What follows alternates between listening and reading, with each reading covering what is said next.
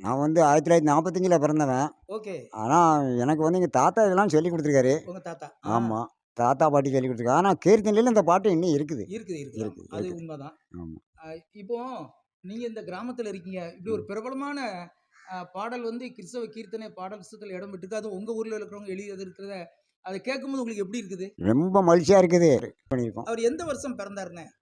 அது 1805ல very பிறந்தாருன்னு good. சொல்லுதாங்க. ஆமா. இல்ல அதுல கல்வெட்டுலயும் ஆமா, பார்த்தோம். சொல்லுதாங்க. அவர் இறந்தது எப்ப இறந்திருக்கிறாரு? அது இறந்து வந்து கல்வெட்டுல வந்து 1887ல கல்வெட்டுல இருந்தது. அப்போ நமக்கு 82 வயசு வரைக்கும் இருந்திருக்கிறாரு.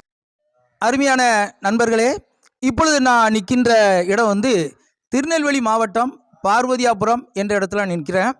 இந்த பார்வதியாபுரத்திலிருந்து ஒரு அருமையான உபதேசியார் சில பாடல்களை எழுதியிருக்கிறாங்க.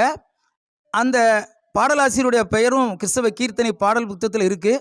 அதை பற்றி தானே சில காரியங்களை நம்ம பார்க்க போகிறோம். அந்த ஊரில் ஒரு பெரியவர் இருக்காங்க. அவரை தான் நான் சந்திக்க வந்திருக்கிறேன். நீங்களும் தான் அந்த வீடியோ பார்த்து கேளுங்களேன். அண்ணா வணக்கம். வணக்கம். உங்கள் பேர் என்னன்னாச்சு? என் பேரு வேதகண்ணம்மா அருளப்பன்.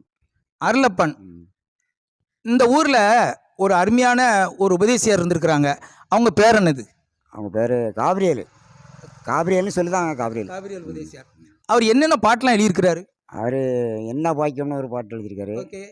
பிறகு ஒரு ஆதித்யா. ஆதிபிதா குமாரன்னு ஒரு பாட்டு எழுதியிருக்காரு. என்ன பாக்கியம் எவர் கொண்டு இந்த சீலாக்கியம் ஆதிபிதா குமரன்.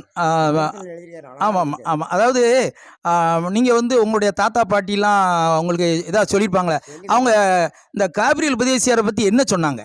காவிரியில் வந்து இந்த உபதேசியாரர் இருந்து இந்த ஊரை வந்து நல்ல ஒரு கிறிஸ்தவ இதாக ஆக்கி நல்ல மகிழ்ச்சியோட கோயில் கட்டவும் அது பட்டவும் நல்லா இது பண்ணியிருக்காருன்னு எங்கள் தாத்தா சொல்லுவார். ஆமாம். இப்போ ஒரு பிரபலமான பாடல் வந்து இன்னைக்கு உலகம் முழுதும் இந்த பாடலை பாடுறாங்க. அநேகர் பாடுதோம். அ, அ? நாங்களும் பாடுதோம். ஆமாம். இப்போ உங்களுக்கு இந்த பாடல் வந்து இப்போ ஒரு ஒரு கிராமத்துலேருந்து இந்த பாடல் வெளியே போயிருக்கு. இதை பற்றி நீங்கள் பார்க்கும்போது கேட்கும்போது உங்களுக்கு எப்படி இருக்குது? ரொம்ப மகிழ்ச்சியாக இருக்குது. எங்கள் கிராமத்தில் இப்படி ஒரு பாடல் எழுதி இப்படி ஒரு இதுக்கு வந்தவர் ஒரு கிறிஸ்தவ மதத்தை பார்க்கும்போது ரொம்ப மகிழ்ச்சியாக இருக்குது. உங்கள் முன்னோர்கள் வீட்டில் யார் வீட்லையா அந்த காபிரியல் உபதேசியாருடைய ஃபோட்டோ இருக்குதா? ஃபோட்டோ இருக்கிறது எனக்கு ஞாபகம் இல்லை. ஆமாம். முன்னால் இந்த கழிவுலாம் இல்லை. ஃபோட்டோ கிட்ட எடுக்கிறதுலாம் எல்லாம் கிடையாது. அதனால் இல்லை. அருமையான தகவல் சொன்னீங்க.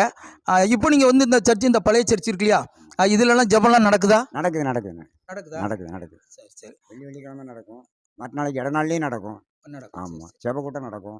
சரி சரி சரி. வேறு எல்லோரும் வந்து தாய்மார்கள் எல்லாம் வந்து ஜெபம் பண்ணுவாங்க. சரி ஆமாம் சரி சரி. ஆமாம். ரொம்ப நன்றி அண்ணாச்சி. சில காரியங்களை பகிர்ந்து கொண்டீங்க. நன்றி நன்றி நன்றி நன்றி. வணக்கம். ஆ, சரி.